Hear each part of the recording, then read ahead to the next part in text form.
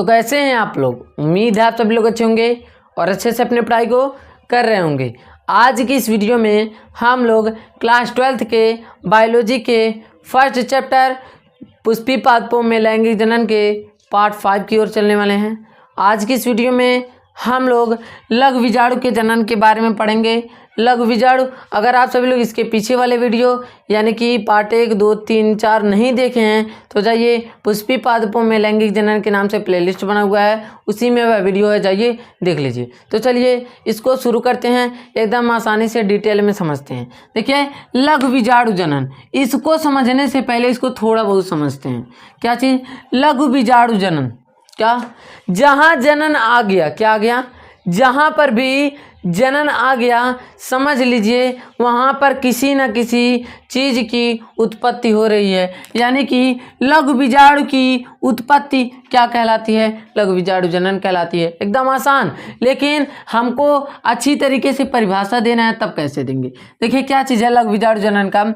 नर संरचना पुंकेसर के पराग कोश में उपस्थित यानी कि स्थित लघु बीजाणु धानी में उपस्थित बीजाणुजन, क्या चीज? बीजाणुजन ऊतक पराग मात्र कोशिका में अर्धसूत्री विभाजन के पश्चात 4 लघु बीजाणु निर्माण की क्रिया को क्या कहते हैं? लघु बीजाणु जनन कहते हैं। एकदम ध्यान से समझिए। पहले हम एकदम आसानी से, इसमें आप सभी लोगों को थोड़ा अगर हमसे जुड़े हुए हैं तो इसमें बहुत सी चीज़ों के बारे में आप सभी को पता होगा। क्या चीज़? पुंकेसर क्या होता है? पुंकेसर होता है नर संरचना की संरचना, यानी कि नर संरचना का एक भाग होता है पुंकेसर। और पुंकेसर यानी कि परागकोश। परागकोश देखिए इस तरह से होता है। किस तरह से होता है? हम लोगों का परागकोश इस तरह से होता है। हम लोगों का परागकोश ये पूरा है पराग, यानी कि क्या है? ये हमारा पूरा पंख क्या है? सॉरी, ये जो पूरा हम लोगों का दिख रहा है ये वाला भाग, यह पुंकेसर है, ये वाला भाग तंतु है, ये वाला भाग परागकोश है। क्या है? पुंकेसर के परागकोश में, यानी कि पुंकेसर के परागकोश में, किसमें? पुंकेसर के परागकोश में स्थित लघु बीजाणु ध्वनि, यानी कि हम जब परागकोश का क्या किए थे? अनुप्रस्थ काट किए थे, तो अब हम लोगों को इस तरह से एक चित्र मिला था। ध्यान से देखिएगा।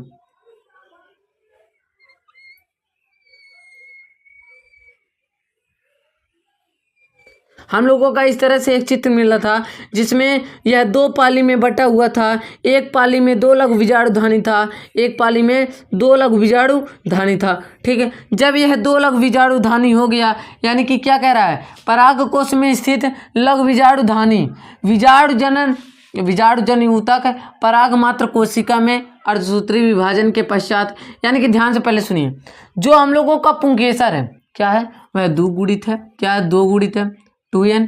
और जो हम लोगों का परागकोश है वह भी 2 गुणित है। क्या है? 2 गुणित है। फिर हम लोगों का जो लघु बीजाणु धानी है भी 2 गुणित है। फिर उसके बाद देखिए हम लोगों का बीजाणु जनन ऊतक क्या है?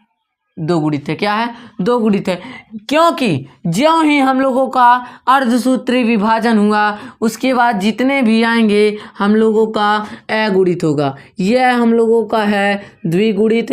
क्या है? द्विगुणित। और यह हम लोगों का है अगुणित। क्या है? अगुणित। द्विगुणित का मतलब जिसमें क्या चीज़ है? गुणसूत्रों की संख्या बराबर हो और क्या हो? संख्या में भी ज़्यादा हो, वह क्या होंगे? 2 गुणित। और अगुणित हम लोगों का हो गया। देखिए यह 2 पाली में बटा हुआ है, एक पाली में 2 क्या हैं? लघु बीजाणु धानी है। अब देखिए हम एक लघु बीजाणु धानी को देखिए,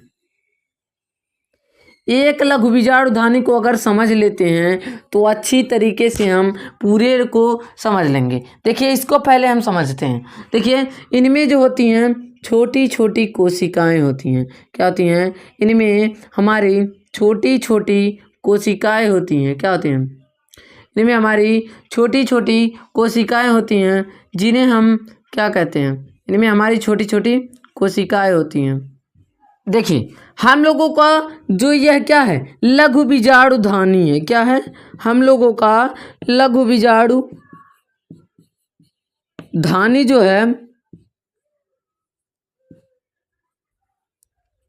लघु बीजाणु धानी जो हम लोगों का लघु बीजाणु ध्वनि है उसको हम अच्छी तरीके से पढ़ लें, उसके बाद तो हम लोगों का अगर इसको पढ़ लिए ये वाला तो आसानी से क्लियर हो जाएगा। देखिए ध्यान से, ये जो दिख रहा है इसमें क्या पाई जाती हैं हम लोगों की बीजाणु जन ऊतक। क्या पाई जाती हैं? बीजाणु जन ऊतक। ध्यान से देखिए, इसमें हम लोगों की पाई जाती हैं बीजाणु जन ऊतक। ठीक है। अब यह बीजाणु जन ऊतक में हमारी एक ऐसी कोशिका होती है जिसे हम अधोस्तरीय कोशिका कहते हैं। क्या कहते हैं? अधोस्तरीय कोशिका कहते हैं। स्तरीय कोशिका कहते हैं। ठीक है। जब हम लोगों का अधोस्तरीय कोशिका हो गया, क्या हो गया? हम लोगों का अधोस्तरीय कोशिका हो गया, उसके बाद यह क्या करेगा? यह अपने साइज को बड़ा कर लेगा। क्या कर लेगा? अपने साइज को बड़ा कर लेगा। बड़ा लिखते हैं, अपने साइज को बड़ा कर लेगा। क्या कर लेगा? अपने साइज को बड़ा कर लेगा। जब यह हमारा क्या कर लिया? अधोस्तरीय कोशिका साइज को अपने बड़ा किया तो हमारा प्रपशु कोशिका मिल गया। क्या मिल गया? प्रपशु कोशिका। क्या हो गया? प्रपशु कोशिका मिल गया। अब यह जो प्रपशु कोशिका है, जब यह समसूत्री विभाजन करता है, क्या करता है? समसूत्री विभाजन करता है, तो हम लोगों को दो कोशिकाएं मिलती हैं। क्या मिलती हैं? दो कोशिकाएं मिलती हैं। एक तो हो गया हमारा प्राथमिक भित्ति कोशिका। क्या हो गया? एक तो हो गया हमारा प्राथमिक भित्ति कोशिका, और एक हो गया हमारा, और एक हम लोगों का हो गया प्राथमिक